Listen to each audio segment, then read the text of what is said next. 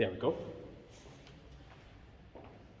Yesterday, we talked about a number of things. We talked about hypothesis. We mentioned what a hypothesis is. We talked about hypothesis testing, and we gave two types of hypothesis. What's one type of a hypothesis? How do you hypothesize? In two ways. One way, hypothesize as a what?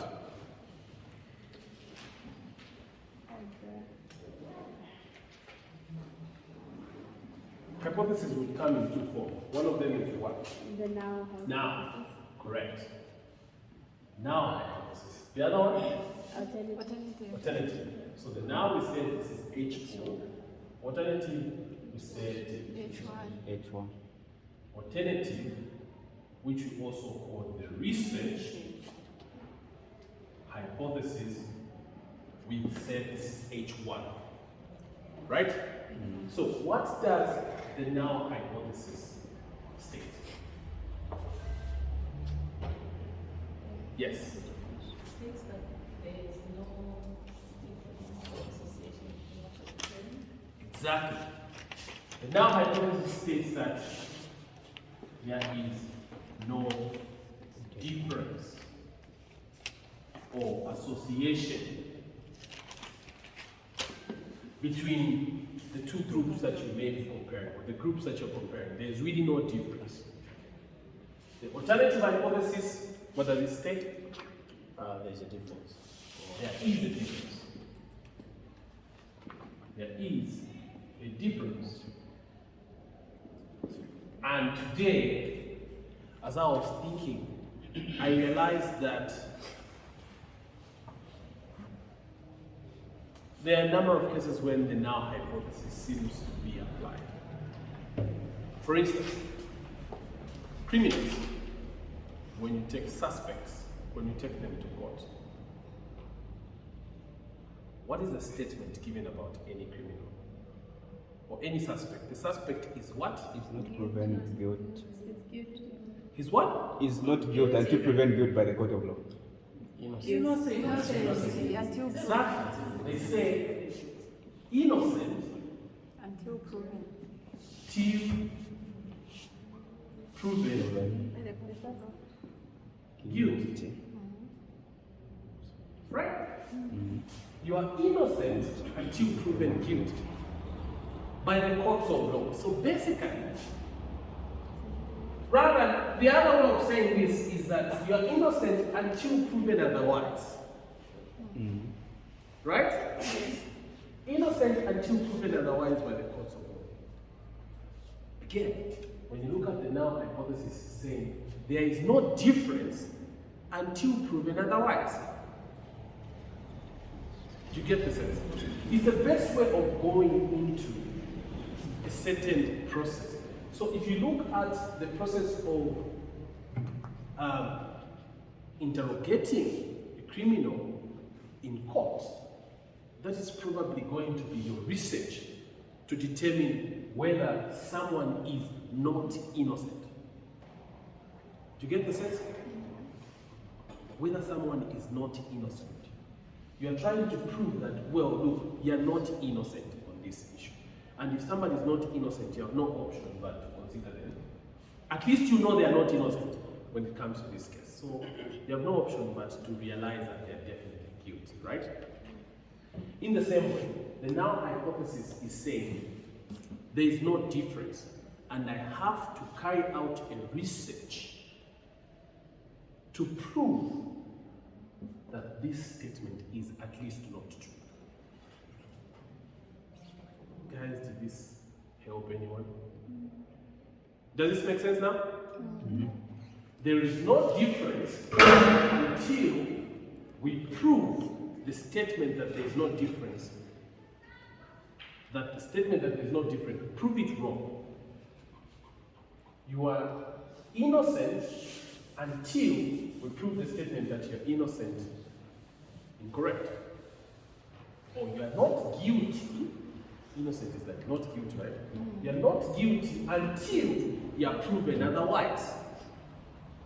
Not guilty no difference. So when you're going out to carry out research, you would go with this pretext in mind. There is no association until proven otherwise. Right? As we were explaining this, we went on to bring out a number of points. One of the things that we had talked about are things like alpha. We talked about type 1 error.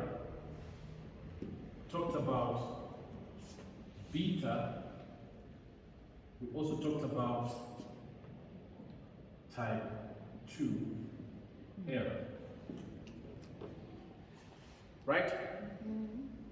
So, we made mention that alpha is basically a critical value. It's a critical value that we come up with. And we put this critical value at 5%. It's a critical value at which we will decide to reject the null hypothesis. It's a critical value at which we will decide to reject the null hypothesis or to fail to reject the null hypothesis. If the chances that we are rejecting the null hypothesis, which we are not supposed to be rejecting, are high, then we should not reject that null hypothesis. If the chances of us rejecting the null hypothesis wrongly, which is making it a 1 error, are high, we don't reject the null hypothesis. Because the chances of making it a 1 error are high. And we made it clear why making it a 1 error is problematic. Right? We cited an example where we were comparing guava leaves versus a placebo, and when you say that there is a change in the cases of diarrhea following usage of guava leaves, then ultimately, and when the truth is that there is no change in the cases, there is no reduction in the cases, you are making a type 1 error. And that would lead to you making a conclusion such as guava leaves can treat diarrhea, when in reality they cannot. That is problematic because you're encouraging people to use guava leaves which are not working. People are likely to die of diarrhea. Get the sense? You want to reduce the chances of making that error as low as possible. So, the critical value is 5%. If the chances of making that error is less than 5%, if the chances of making a type 1 error is less than 5%, it means that there are very small chances of you rejecting the null hypothesis wrongly, right? Whenever you reject the null hypothesis, in that case, you would be right. Right? Therefore, you only reject the null hypothesis when the chances of rejecting it is very low. Rejecting it wrongly is very low. Is that clear? Remember that this 5% is equivalent to making a type 1 error once in 20 repeated tests of the same kind. You randomly sample from the same population 20 times, and then you make that error only once out of the 20. 19 out of those 20 you are making the correct judgment. You are not rejecting the null hypothesis wrong. Get the sense? So, you only reject the null hypothesis in a circumstance where you know that the chances or the probability of rejecting the null hypothesis wrongly is less than once out of 20. Get the sense? If the probability of making type 1 error is less than 1 out of 20, it could be anything less than 1 out of 20, right? Which could be 0.9, 0.8, going down there, right? The probability here should be maybe less than 5. So 4, 3, 2, and so on and so forth. And you and I know that this 5% is equal to a proportion of 0.05, right? You know how 5% is 0.045? 0.05, right? Yes. 5 over 100 is 0.05. So you only reject the null hypothesis when the probability of making a type 1 error is less than 0.05 or less than 5%. So it should be at least 0.04, 03, any number smaller than 0.05. You are actually safe to some extent because the chances of you making an error is just 1 out of 20. And you also know that as this number is becoming smaller, the number on the other side, which is the chances of you rejecting the null hypothesis correctly, is increasing, right? So if this is 0.05, then the number on the other side is going to be 1 minus 0.0, like that. So it's 96, 0.96, right? There's a 0.04 chances of you rejecting the null hypothesis wrongly. It means there is 96% chances of you rejecting the null hypothesis correctly. Do you get what I mean? There is 96% chances of you not making a type 1 error. There is 0.04% or 4% chances of you making a type 1 error. It means there is 96% chances of you not making a type 1 error. Is this clear? So this number is growing big, while this number is growing small. This number which you are seeing here, the probability of rejecting the null hypothesis, or let me probably put it in this way.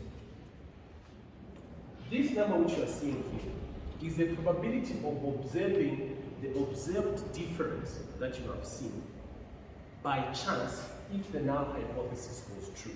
It's usually referred to as the p-value. The p-value is linked to the critical value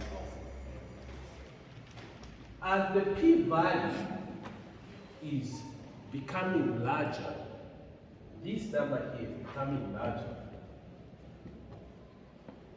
If it goes above 5%, it means the chances of you making a type 1 error is going above 1 out of 20. For example, if you have a p-value of 6%, then it means this is definitely more than 1 out of 20 times. Get the sense? This is too big, the chances of making a type 1 error, given your critical value of 5%. If the number exceeds 5%, do not reject the hypothesis that there is no difference or no association, because the chances of making a type 1 error have increased.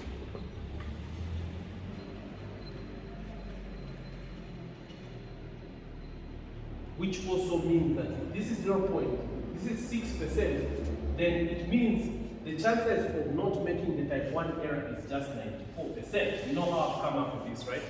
6 from 100% is 94%. You only make the conclusion to reject the null hypothesis if you have at least 95% confidence of making the correct decision about the null hypothesis.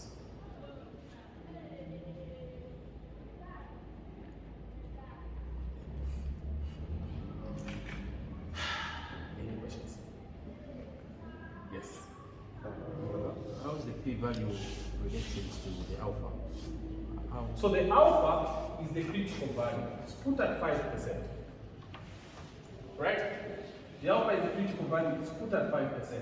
Basically, the alpha is giving you that number, the critical value, which is particularly a number above which you would fail to reject the null hypothesis, below which you would correctly reject